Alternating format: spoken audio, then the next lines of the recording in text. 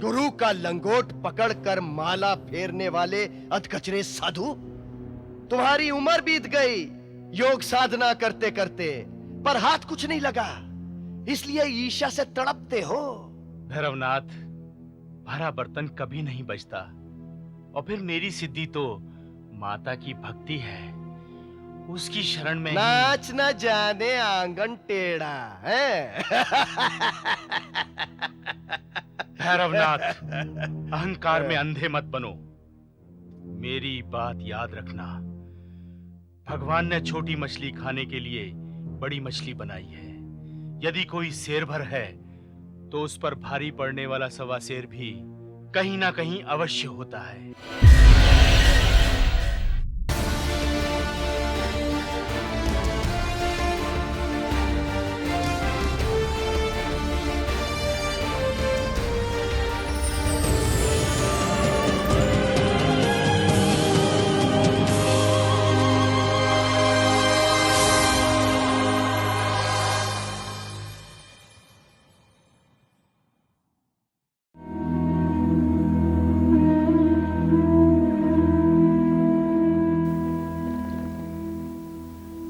क्या सोच रहे खालिक?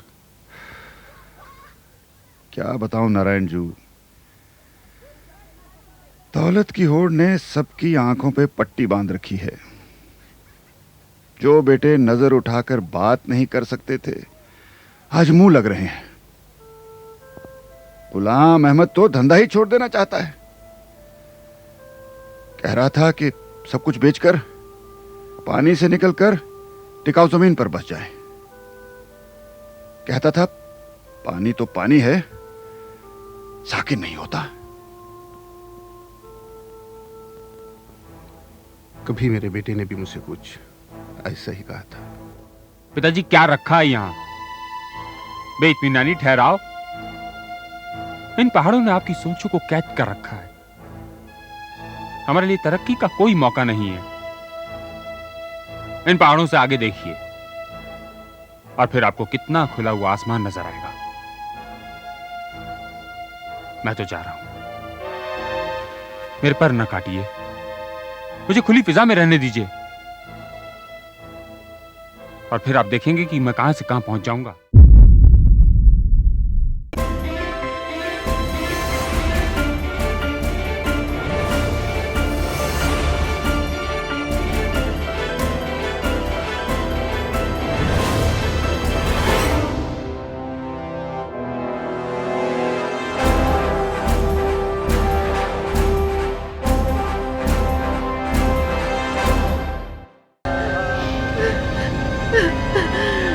स्वामी, मैं आपके अंतिम दर्शन भी नहीं कर सकी। हे प्राणपति, आपके बिना जी के मैं क्या करूंगी? मैं भी अपने प्राणों की आहुति दे दूंगी स्वामी। मैं भी सेगामणि बनूंगी आपकी। शोचते स्वाहा, शोचमानाय स्वाहा, शोकाय स्वाहा, तपसे स्वाहा, तप्यते स्वाहा, तप्यमानाय स्वाहा, प्रायश्चित्ते स्वाहा, भेषजाय स्वाहा, यमाय स्वाहा। गुरुदेव, अनर्थ हो गया। विधाता हम असुरों पर वक्र हो गए। असुर साम्राज्य का सूर्यास्त हो गया गुरुदेव। प्रिय असुरों, शांत हो जाओ।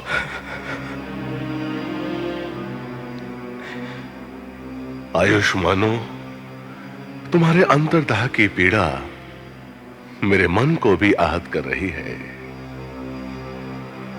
परंतु क्रूर भवितव्य तो सागर में उड़ते ज्वार की भांति है। कभी उड़ता है, कभी गिरता है। पुत्रों, धैर्य ही संकट में वीरों का आभूषण होता है। याद रखना, ब्रह्म का बलिदान व्यर्थ नहीं जाएगा। ब्रह्म का यह बलिदान असुर इतिहास में नया स्वर्णिम द्वार खोलेगा। आज की तुम्हारी ये चीत्कार भविष्य का जय घोष बनेगी।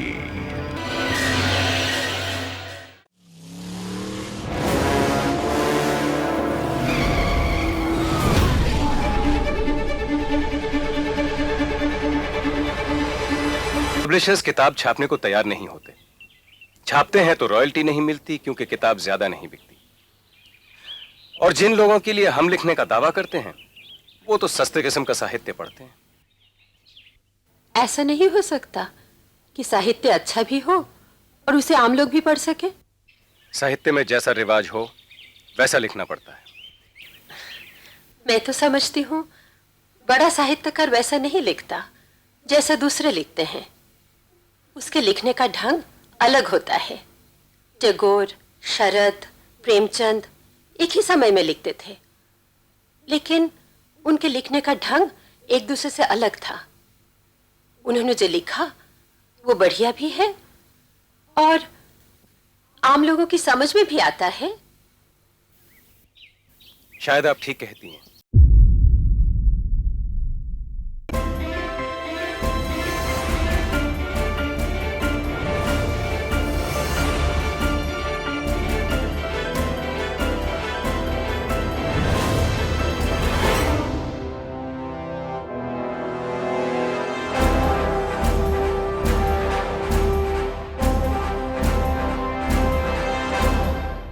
ओ नारद, कभी कभी ऐसे छोटे छोटे प्रसंग ही भीषण रूप धारण कर लेते हैं। एक छोटी सी चिंगारी विकराल दावानल बनकर विशाल वनों को भी स्वाहा कर देती है। भगवान, इसी से भयभीत होकर दौड़ा दौड़ा यहाँ शांति पाने आया हूँ। प्रभु, अब आप ही रक्षक हैं। चारों वेद आपकी स्तुति करते हैं, आपको ज्ञान रूप बताते हैं। हे प्रभु, मेरे संदेह का निवारण कीजिए। ज्ञान, लक्ष्मी और शक्ति में अंततः कौन श्रेष्ठ है, ये तो पता चलना ही चाहिए, अन्यथा संसार दुविधा में पड़ जाएगा। प्रभु नारद, ब्रह्मा जी और विष्णु जी ने क्या कहा, ये तो कहो। हे भोले, वो दोनों देव आपकी भांति सीधे नहीं उल्टे ही हैं।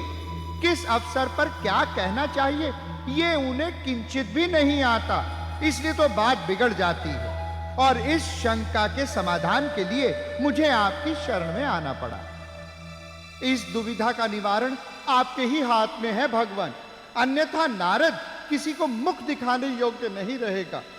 सच सच कहो भगवान, ज्ञान, लक्ष्मी और शक्ति में अंततः सर्वश्रेष्ठ कौन है? वैसे तो नारद तीनों ही देवियां पूज्य हैं, परंतु ज्ञान की महिमा कुछ और ही है।